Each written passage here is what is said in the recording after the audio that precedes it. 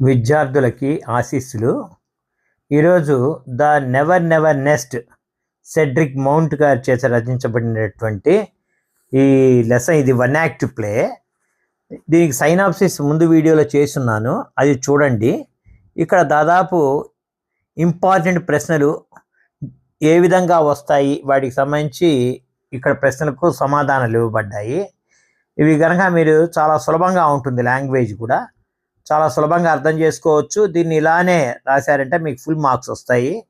దాదాపు 50 to 75 వర్డ్స్ని దృష్టిలో పెట్టుకొని రాయబడిన క్వశ్చన్స్, ఆన్సర్స్ ఇవి. క్వశ్చన్ రెడ్గా ఇచ్చినాను చూడండి, రెడ్ లెటరింగ్ అది. తర్వాత ఆన్సర్ కింద ఇచ్చినాను. Why did aunt Jane visit Jack and Jill? చాలా important question.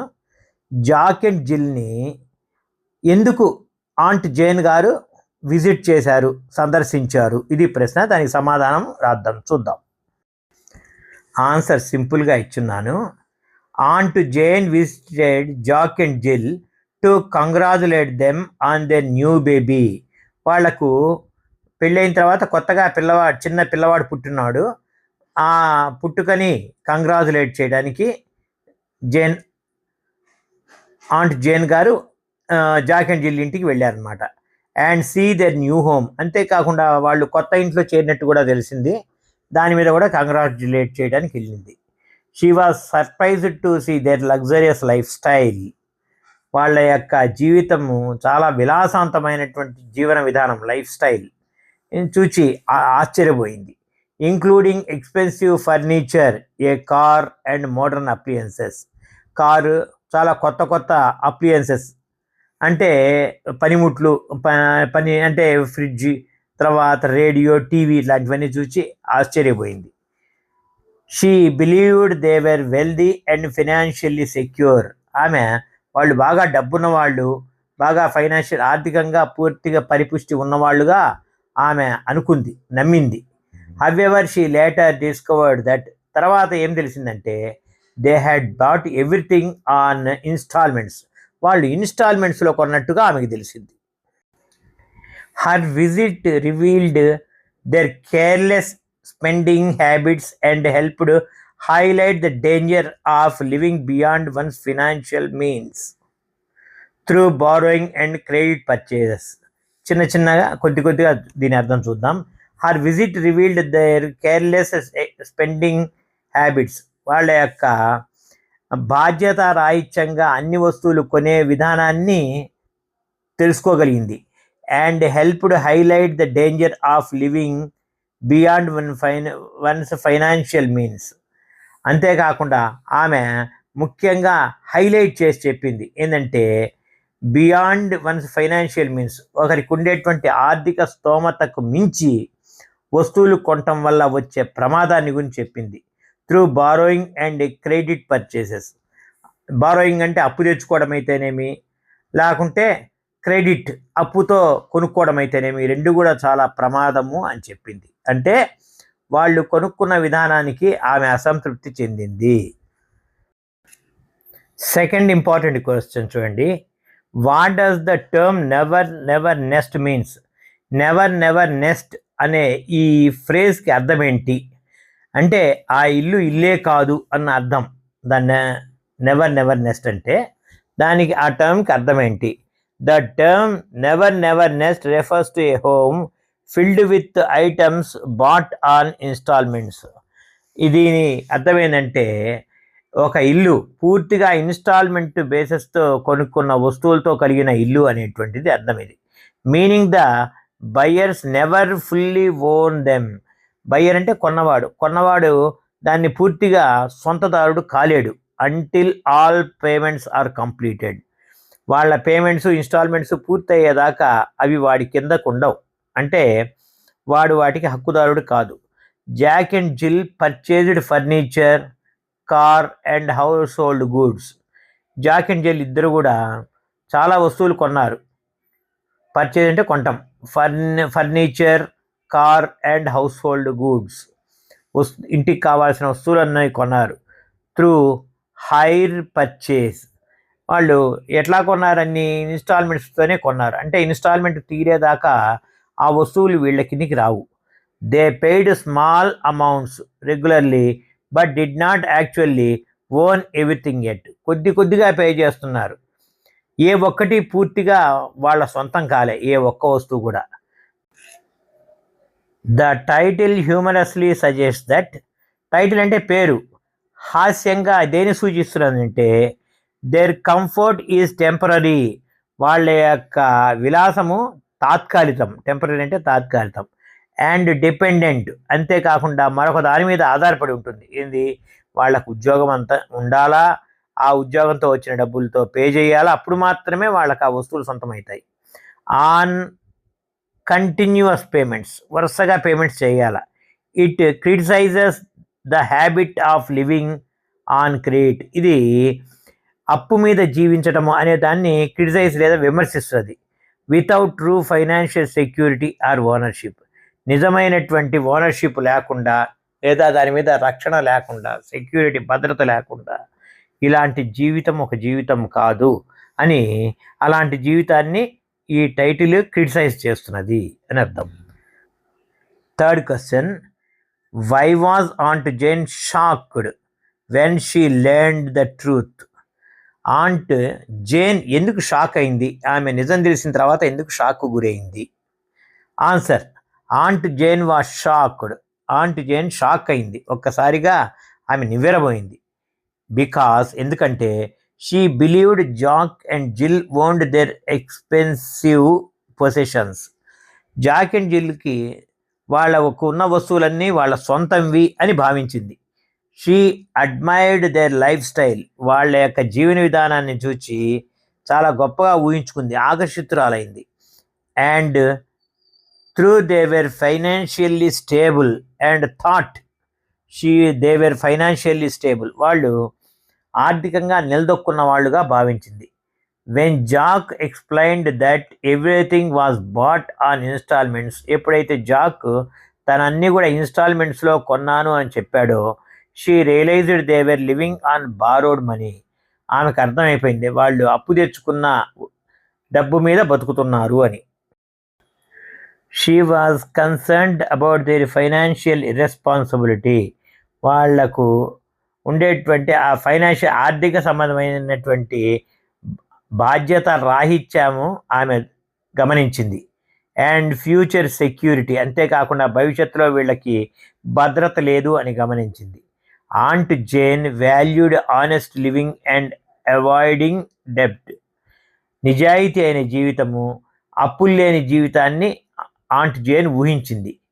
Her shock reflects the traditional view, ఆమె షాక్ దేనికంటే, ఆమె షాక్లో ఉన్న ఉద్దేశం ఏంటంటే people should live within their means, వాళ్ళకున్న దాంట్లో వాళ్ళు బతకాల. అండ్ అవాయిడ్ అన్నెసెసరీ బారోయింగ్స్, అనవసరమైనటువంటి అప్పులకు పోకూడదు అనేది ఆమె బలమైన విశ్వాసం.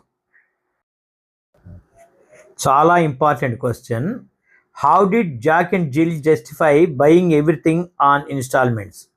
జాక్ అండ్ జిల్ ఇద్దరు కూడా ఈ విషయంలో ఒకే అభిప్రాయం ఉన్నట్టుంది, ఇద్దరూ కలిసే ఇన్స్టాల్మెంట్స్లో కొన్నారు.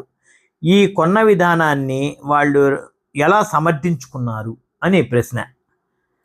Jack and Jill justified their installment purchases, వాళ్ళు ఇన్స్టాల్మెంట్స్లో కొన్న దాన్ని సమర్థించుకోగన్నారు. ఎలా అంటే by saying it allowed them to enjoy comfort without waiting many years, చాలా సంవత్సరాలు వెయిట్ చేసి ఎప్పుడో కొనుక్కొని ఎంజాయ్ చేయడం కన్నా ఇప్పటి నుంచే వాళ్ళు ఎంజాయ్ చేయడం మొదలుపెట్టాం కదా అని చెప్పుకొని సమర్థించుకున్నారు.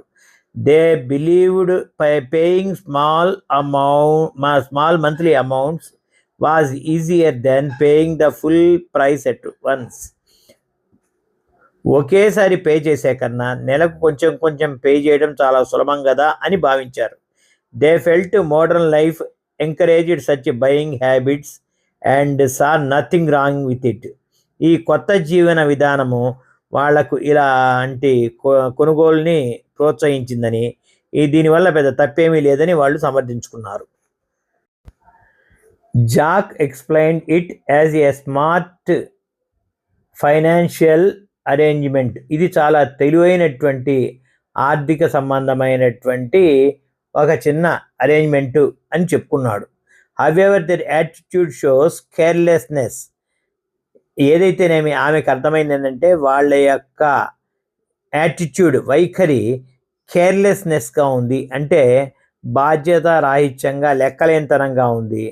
అండ్ ఓవర్ కాన్ఫిడెన్స్, మితిమీరిన విశ్వాసాన్ని చూపిస్తోంది అని ఆమె భావించింది. ఇగ్నోరింగ్ ద రిస్క్ ఆఫ్ డెప్ట్, అప్పుల వల్ల వచ్చేటువంటి రిస్క్, ఆ సమస్యని లేదా ప్రమాదాన్ని వాళ్ళు గుర్తించలే, దాన్ని పక్కన పడేసినట్టుగా ఆమెకు అర్థమైంది. Financial pressure and loss of security in future, దానివల్ల భవిష్యత్తులో ఒత్తిళ్ళు వస్తాయని, భవిష్యత్తుకే భద్రత పోతుందని విషయాన్ని వాళ్ళు విస్మరించారు అనిపించింది ఆమెకి. Fifth one, what lesson does the play teach about modern life style. ఈ నూతన జీవన విధానం మీద ఈ కథ మనకు ఏమైనా బోధిస్తుందా, ఒక పాఠం బోధిస్తున్నదా అని ప్రశ్నిస్తున్నాడు. ద ప్లే టీచర్స్ దట్, ఈ వన్ యాక్ట్ ప్లే మనకు ఈ విధంగా బోధిస్తున్నది. లివింగ్ బియాండ్ వన్స్ మీన్స్, ఒకళ్ళకు ఉన్నదానికి మించి బతకడము. త్రూ ఇన్స్టాల్మెంట్స్, ప్రత్యేకించి ఇన్స్టాల్మెంట్స్, అప్పుల మీద బతకడం అనేటువంటిది can be risky and responsible, అది చాలా రిస్క్, ప్రమాదంతో కూడింది, బాధ్యత రాహిత్యంతో కూడింది. It criticise the modern tendency depend on credits for comfort and luxury. విలాసం కోసము అప్పుల మీద ఆధారపడటం అనేటువంటిది దాన్ని క్రిటిసైజ్ చేస్తున్నది, విమర్శిస్తున్నది ఈ యొక్క ప్లే. అంటే అప్పులతో కొత్త లగ్జరీస్ లేదా విలాసంగా ఉండటం అనేటువంటిది సరైన విధానం కాదు అని మనకు సూచిస్తున్నది. టు డిపెండ్ ఆన్ క్రెడిట్స్, ముఖ్యంగా అప్పుల మీద ఆధారపడి బతకడం. ఫర్ కంఫర్ట్ అండ్ లగ్జరీ, అంటే విలాసం కోసము అప్పులు చేయడం అనేటువంటిది చాలా బాధ్యత రాహిత్యము. పీపుల్ మే అపియర్ వెల్దీ, డబ్బులున్న వాళ్ళలాగా కనబడచ్చు, but actually live in debts, వాళ్ళు అప్పుల్లో బతుకుతుంటారు వాళ్ళు. The play advisers financial discipline, ఈ యొక్క వన్ యాక్ట్ ప్లే మనకేం చెప్తున్నానంటే ఫైనాన్షియల్ డిసిప్లైన్, ఆర్థిక క్రమశిక్షణ అవసరం అని చెప్తున్నది. Careful spending and honest living, జాగ్రత్తగా ఖర్చు పెట్టడము, నిజాయితీగా బతకడానికి గురించి మాట్లాడుతున్నది. It వార్న్స్ that borrowing for unnecessary items can create stress and insecurity, అనవసరమైన వస్తువుల కోసము అప్పులు చేయడం అనేటువంటిది మనకు స్ట్రెస్, ఒత్తిడిని తెస్తుంది, అంతేకాకుండా ఇన్సెక్యూరిటీ, అభద్రతా భావాన్ని తెస్తుంది. True happiness and security come from living with in once income, ఒకడికి ఉన్నటువంటి ఆ లాభాల లోపలే బతకడం వల్ల అతనికి ఆనందం ఉంది.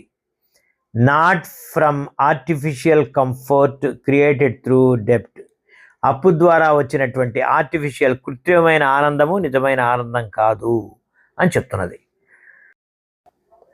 6.1, how did aunt Jane help Jack and Jill at the end. చివరన ఆంట్ జేన్ గారు ఎలా జాక్ అండ్ జిల్కి హెల్ప్ చేసింది అని. ఎట్ ద ఎండ్, చివరన aunt Jane gave them a cheque to clear one installment so they could fully own at least one item. ఆమె ఒక check రాసిచ్చింది, కనీసం ఒక్కటైనా మీ నిజమైన పూర్తి స్థాయి మీ వస్తువుని చేసుకోండి ఈ డబ్బుతో అని చెప్పి చెక్ ఇచ్చింది. She wanted them to experience real ownership, నిజమైన సొంతదారు అంటే సొంతమైన వస్తువుతో వాళ్ళకు వచ్చేటువంటి అనుభవాన్ని ఎక్స్పీరియన్స్ చేయమనింది. ఇన్స్టెడ్ ఆఫ్ కాన్స్టెంట్ డెప్ట్, అప్పులతో ఉండటము, అప్పులతో జీవించటం కన్నా ఇది నిజమైన జీవితం ఎంత తృప్తినిస్తుందో గమనించమంది. Her action showed her concern, ఆమె యొక్క చర్య ద్వారా, అండ్ ప్రాక్టికల్ విజ్డమ్, ఆమె నిజమైనటువంటి విజ్ఞానాన్ని బోధించింది. She hoped they would learn the value of financial responsibility, ఇప్పుడైనా ఆర్థికపరమైనటువంటి బాధ్యతని గుర్తిస్తారని భావించింది. Her gesture symbolised traditional value of honesty and security, ఆమె నిజాయితీతో కూడినటువంటి భద్రతతో కూడిన జీవితాన్ని అనుభవించండి అన్నట్టుగా చెప్పింది. It also highlighted the difference between genuine ownership and the illusion of wealth. ఈ చర్య వాళ్ళకి నిజమైనటువంటి ఓనర్షిప్, అంటే నిజంగా వాళ్ళే ఓనర్లు అయినటువంటి నిజమైన ఓనర్షిప్ని అండ్ ఇల్యూషన్ ఆఫ్ వెల్త్, వాళ్ళు ఏదో సంపద కలిగి ఉన్న వాళ్ళుగా భ్రమ మధ్య ఉండే తేడాని గమనించేటట్టుగా చేసింది. Created by instalment buying. Instalment కొనటం ద్వారా, బయ్యింగ్ అంటే ఇన్స్టాల్మెంట్ ద్వారా కొనటం ద్వారా వాళ్లకు కలిగేటువంటి భ్రమని ఆమె తుడిచిపెట్టదలుచుకుంది. అంటే ఆ భ్రమలో మనకు ఉన్నది అనుకోవడం చాలా తప్పు. ఆ భ్రమతో జీవితం కరెక్ట్ కాదు, అంటే అప్పుల్లో ఉన్న జీవితం కరెక్ట్ కాదు అని ఆమె చెప్పదలుచుకుంది. మీకు ఈ వీడియో నచ్చితే లైక్ చేయండి, షేర్ చేయండి, సబ్స్క్రైబ్ చేయండి. మీ మిత్రులకు కూడా వీడియోని తెలపండి. జై హింద్.